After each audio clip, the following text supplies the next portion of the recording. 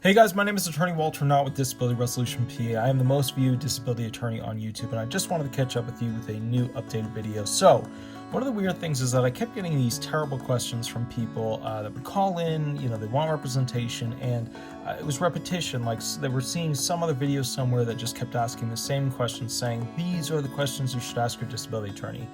Let me correct the record real quick. Let's go into it. So these are the 5 tough questions you should actually ask your future disability attorney or even current disability attorney, okay? Number 1, you'll tell them your top 2 impairments and then ask them what usually makes these claims successful while applying for disability benefits. So top 2 impairments, let's say degenerative joint disease, and let's say depression.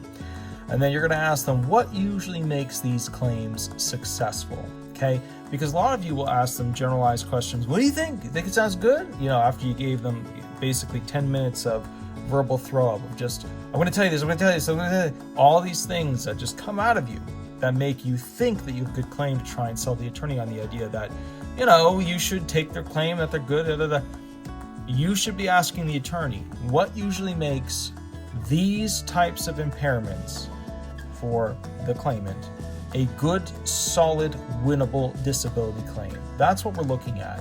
What are they going to do? What do they think makes a positive claim? All right, next one. Then ask what usually makes these types of impairments less successful when applying for disability benefits. Another really good question. What are the things that you might have done or potentially could do in the future that would harm your chances based on these medical impairments with by saying something or doing something that could lessen the likelihood of you getting disability benefits? That's another great question for a claimant or a person seeking disability representation going forward from an attorney or a lawyer in the field of SSI or SSDI. What are things that these 2 impairments might, cause them to be less successful when applying for disability benefits? That's a great question. The first one is about what usually makes a successful claim for these types of 2 impairments. What would make it a less successful claim? Okay. Number 3, you will tell them your age, the last time you worked a tax-paying job, the types of positions you've held over the past 15 years, and then ask them, are grid rules going to be your most likely potential for being approved? Are vocational allowances going to be your most likely potential for being approved? Are listings going to be it? Compassionate allowance listings going to be it? What is going to be your main objective for you as a claimant being found disabled? That's what you want to ask the disability attorney.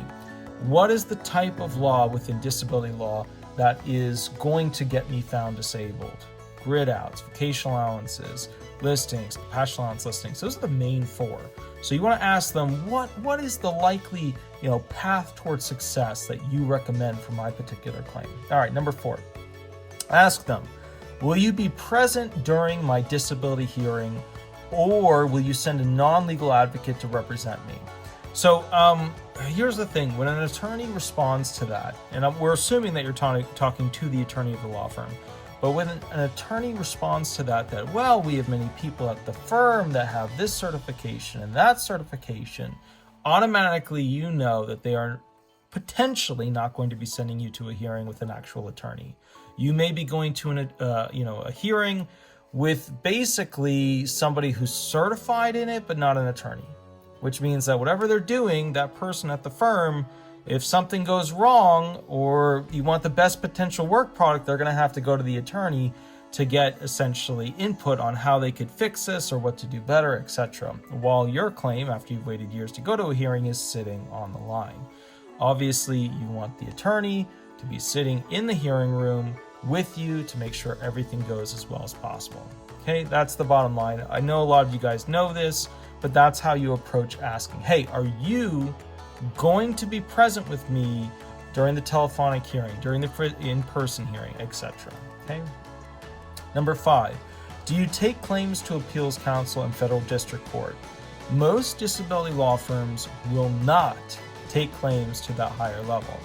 Okay, the way the industry is built is that you've basically got initial filing to OHO ALJ hearing attorneys and then AC and up attorneys. There are few attorneys that do this all the way up to this. So you want to check in and see, are you basically registered certified to go do district court level claims. If you don't do them, why don't you do them? I do them. It's one of those things, sometimes I have another attorney do them because I get overloaded and I don't have enough time to do all of them, but I am certified. I do them. I do appeals counsel. I do district court claims. The reason why is, in my feeling, you have to know what they're doing up here to prepare the claim in case there's a denial here. Because if there's a denial here, you got to know what's going to happen up there, right? And it's a very different world. That's why the industry is split up into initial filings to essentially OHO ALJ hearing level, and then basically appeals counsel and up to district court. Now, bonus question here. This is a terrible question to ask them. I got asked it twice today. I do not know how this got spread around that much, but the question is, what percentage of claims do you have that get approved? This is pretty much the most useless question you could ask a disability attorney, or really most attorneys. What you're asking them is, hey, do you have a higher percentage number of approval than the last person I called? Now here's the deal. I'm going to share with you the reason why you need to think about this and why there's a problem with asking this question, because you're not going to get a good answer. First off, most claims that get applied that are not easy dunks, they get denied. So are you asking them of initial filings how many get approved?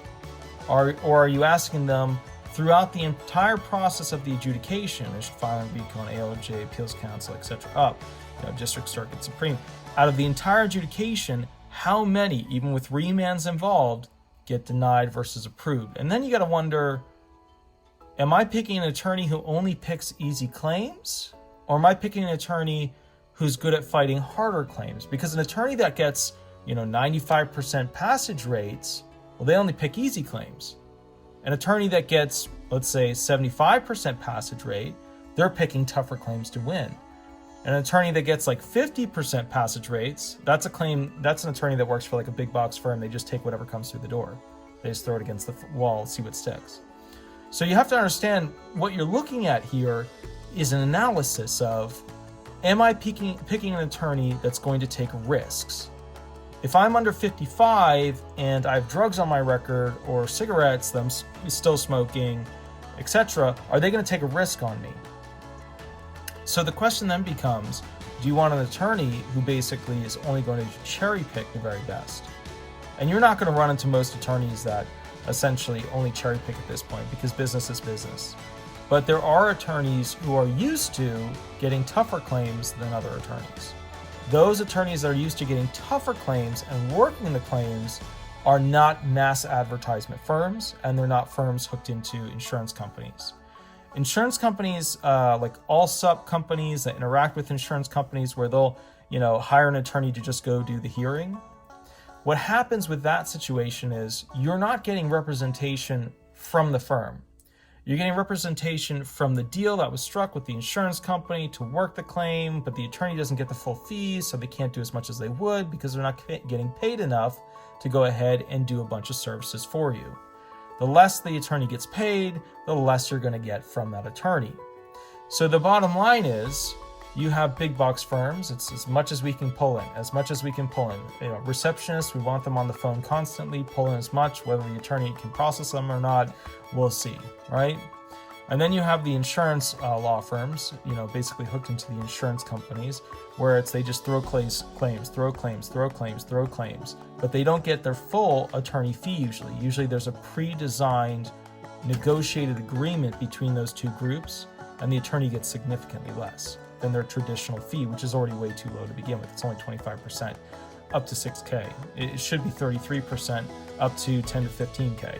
That's what's needed to really do a great job on a claim like this. So the bottom line is, you want to pick an attorney that's used to having tougher claims. Now, do you think the big box firms essentially are going to have the tougher claims? Well, they're going to have a mass smattering, but they don't spend as much time per claim. So even if it is a tough claim, it's not really going to get built in the manner to be achieved or pushed forward or whatever to win as a tough claim. It's going to get down the line. It's going to be processed in that manner. You want an attorney that's going to essentially create custom work for you. The custom work attorney is going to hear an argument, put it into a motion, submit it to the judge. You're going to want a disability attorney that's going to read all of your evidence before the hearing, process statements, submit an opening statement to the judge, make arguments on your behalf, etc. You're going to want a disability attorney who is used to having to win tougher claims, because that means they're used to having to do all of the little things that help build a claim and just push it over. Now, with that said, is a disability attorney that's taking more tough claims going to win all those? Absolutely not. Does that mean that their percentage of passage rate is lower than an attorney that's just like retired, taking a few here or there, they're only slam dunks? Of course it is. That means that they're processing more claims. Now, if that attorney is taking the slam dunks, the pretty goods, the okays, and the I don't know, if they're taking all of those claims, that means they're making more money because they've essentially taken more claims and won more claims. Yes, they have more losses, but they have significantly more wins, which means that they're making a heck of a lot more money. So the ironic thing is that picking an attorney that just has the highest percent passage rate is actually a bad move. That's because they're in essentially the just take whatever is the easiest claim to win. The easiest claims to win are simple. You're 61 years old, you stage 4 cancer, you're dying, and those are the 100% win. The tougher ones, the almost near impossible ones, are under 50. Most attorneys won't take those. I take them, but it's becoming rarer and rarer as things go on, because the battle to win them is just extraordinary. And we're not talking in the sense of cute little stuff like, hey, I had to write a motion, or I had to communicate it. No, we're talking you have to go all the way up to federal court. Outside, you have initial filing, recon, ALJ, AC, and then get into federal court. Hope you get a remand after you've spent thousands and thousands of dollars representing this person. Hope you get a remand back to a judge that's going to approve it. Otherwise, you just lost thousands and thousands of dollars.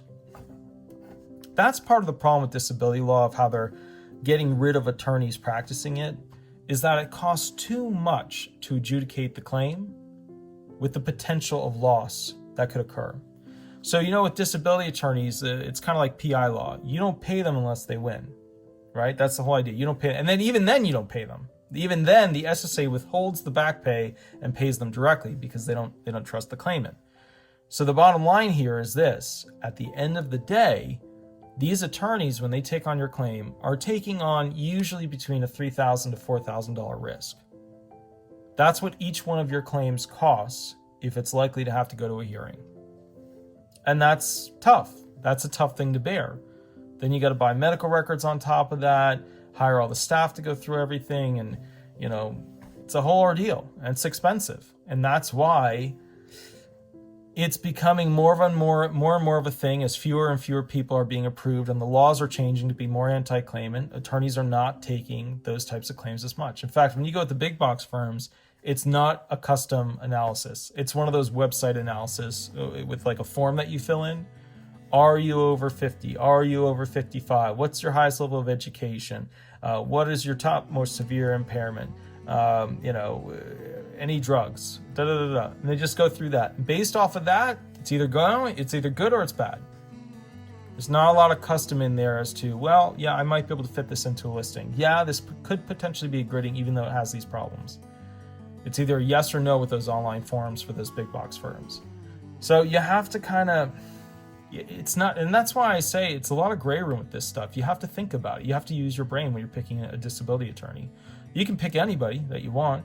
I always tell people, all of these things that I make are tutorial videos on learning what to do, learning what in an industry you should do when there's not a lot of information on it.